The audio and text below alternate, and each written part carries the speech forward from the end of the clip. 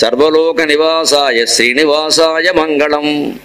స్వామి, ధర్మం గురించి మాట్లాడడం పోరాడడం కాదయ్యా, పోట్లాడడం కాదు, మాట్లాడాలన్నా భయంగానే ఉంది. ధర్మం చెబుతున్నాడు కాబట్టి చంపేస్తామంటే అలాగా.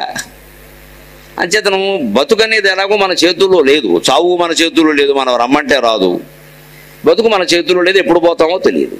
కానీ నిక్కచ్చిగానే నిజంగానే స్వామివారిని నమ్ముకుని ధర్మం గురించి మాట్లాడితే సమస్తమైన రక్షణ ఆయనే కలిగిస్తాడు. భగవద్ రక్షణ ఉన్నవాడిని ఎవరు ఏమీ చెయ్యలేరు. ఆ ధైర్యంతోనే మనం ముందుకెళ్ళాలి. శ్రియకాంతాయ కళ్యాణ నిధయే నిధయేర్ధినాం శ్రీ వెంకట నివాసాయ శ్రీనివాసాయ మంగళం. ఇదంతా మొత్తం శ్లోకాలు కూడా వెంకటేశ్వర స్వామికి మంగళము కలుగుగాక అనడం. వెంకటేశ్వర స్వామికి మంగళం కలుగుగాక అని మనం అండం ఏమిటండి? చిన్నపిల్లాడు పెద్దవాడిని ఆశీర్వదించినట్టు, మా తాతగారిని నేను ఆశీర్వదించానంటే ఎలా ఉంటుంది? నవో. వెంకటేశ్వర స్వామికి మంగళము కలుగుగాక, వెంకటేశాయ మంగళం అని మనం అండం ఏమిటి? ఆయన తెలియదే, ఆయన కలగదా? మనందరికీ మంగళం కలిగించేవాడు ఆయన. అంటే అనడంలో అన్నంగరాచార్యుల యొక్క అన్నన్ స్వామి యొక్క ఉద్దేశం ఏమిటి, ఆయన ఎందుకంటున్నాడు అంటే, స్వామివారికి మంగళం కలిగితే ఆయన కడుపులో ఉన్న 14 లోకాలకి మంగళం కలుగుతుంది. అందులోనే మనం కూడా ఉన్నాం కదా, అంచేది మనందరికీ మంగళమే కలుగుతుంది. అంచేది ఇది ఒక రకంగా మనకి మంగళదాయకమైన స్తోత్రం తప్పితే ఆయనకు కాదండి. ఆయనకి ఎప్పుడూ మంగళమే. ఆయనకి అమంగళం ఎందుకు ఉంటుంది? ఆయన ఉన్నాడు అంటేనే మంగళం. అది అమంగళం ఎందుకు ఉంటుంది అంటే ఆయన కోసం కాదు. స్వామివారికి పవళింపు సేవ చేసిన, సుప్రభాత సేవ చేసిన, ఏదో కళ్యాణం చేసిన, ఇప్పుడు పుష్పార్చన చేశారు, అలా చేసిన, ఏది చేసినా అది మనమందరం చూసి ఆనందించడానికి, మనం దాని తాత్పర్యాన్ని తెలుసుకోవడానికి తప్పితే ఆయనకి ఈ సేవలన్నీ అవసరం లేదు. సూర్యుడు ఉదయించడు, అస్తమించడు. కానీ మన లెక్కల కోసం సూర్యోదయం సూర్యాస్తమయం చెప్పుకుంటున్నావా లేదా?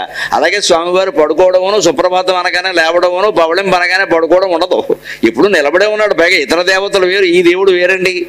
శివుడు, రాముడు, కృష్ణుడు మీరు ఎవరన్నా ఆలయాల్లో చూస్తే కూర్చోవడమో, నిలబడమో, పడుకోవడమో రకరకాల భంగిమలు ఉంటాయి.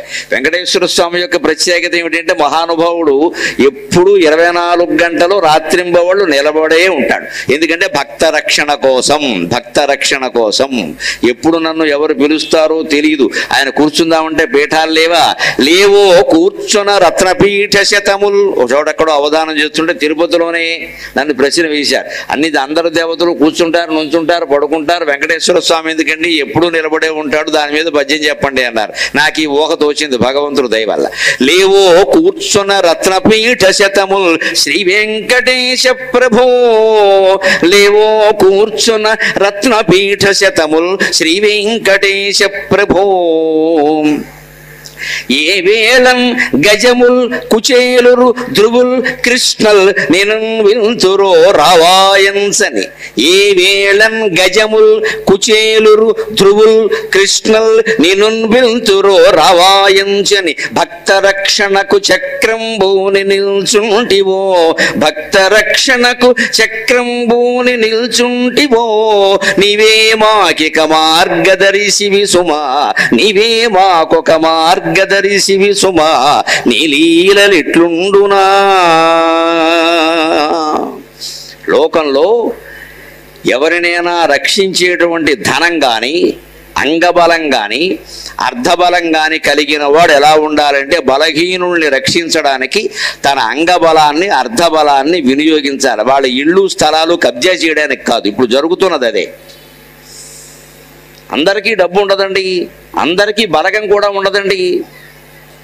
ఒక ఆయన పిలిస్తే 100 మంది వస్తారమ్మా, మన బోటుగాళ్ళని పిలిస్తే ఎవడొస్తాడు? ఇంట్లో వాళ్ళు రారు, నాకు ఖాళీ లేదంటారు. మరి ఆ బలహీనుని ఎవడు రక్షించాలి? దిక్కు లేని వారికి దేవుడే దిక్కు కదా. ఆ దేవుడు దయ ఈ ధనవంతుల మీద, బలవంతుల మీద ఉండాలి అంటే బలాన్ని, ధనాన్ని కూడా బలహీనుల రక్షణ కోసం వినియోగించాలి. అప్పుడే ఆ ధనము, ఆ బలము నిలబడతాయి. వినియోగించకపోయినా పోతాయి. వినియోగించకపోగా దుర్వినియోగం చేసి బలహీనుల్ని కబళించడానికి వినియోగించేవారికి ఇంకాస్త తొందరగా పోతాయి. ఇక్కడ చేయవలసిన పని చేయకపోవడం ఒక తప్పు అయితే, వేదం ప్రకారం చేయకుండా పని చేయడం ఇంకో తప్పు. నువ్వు ఈ పని చేయవయ్యా అన్నారు, విధి అన్నారు దాన్ని. ఆ పని చేయాలి, విద్యుక్త ధర్మం చేయడం పని, అది ఒక తప్పు. చేయకపోతే పోయావు, పోను ఊరుకో. చేయకుండా పని చేస్తానంటావు, అది ఇంకా ఘోరం అవుతుంది. అంచేత అటువంటి అవకతవకలు ఏమొచ్చినా సరే మనం బలహీనులం కాబట్టి, మనం అంత ధనవంతులం కాదు కాబట్టి, మనకు అంత అంగబలం లేదు కాబట్టి మనకి దిక్కెవరండి? అర్ధరాత్రి ఇంట్లో ఉండవలసి వచ్చింది, ఒక్కళ్ళం లేదు, ఏదో ప్రయాణం చేయవలసి వచ్చింది, అవసరం అలా వచ్చింది. ఎవరు దిక్కు? దేవుడు దిక్కు, ఇంకో మాట లేదు. అందుకని అందరికీ మంగళం కలగడానికే మంగళాశాసనం, మంగళ ఆశాసనం. శాసనం కాదు ఇది, ఆశాసనం. మన స్వాములు కూడా కొంతమంది ఆశీర్వదించినప్పుడు మీకు మేము మా మంగళాశాసనాలు అందిస్తున్నామంటారు. శాసనం కాదు, శాసనం అంటే ఆజ్ఞ. ఆశాసనం అంటే ఒక ఆశాపూర్వకమైన ఆశీర్వచనం. అంటే మీకు మంగళం కలగాలి అని మేము ఆశీర్వదిస్తున్నాం. ఇది ఎంత వెంకటేశ్వర స్వామికి మంగళం కలగాలని చెబుతున్నట్టుగా ఉంటుంది. దాని అర్థం ఏమిటంటే ఆయన కడుపులో ఉన్న మనందరికీ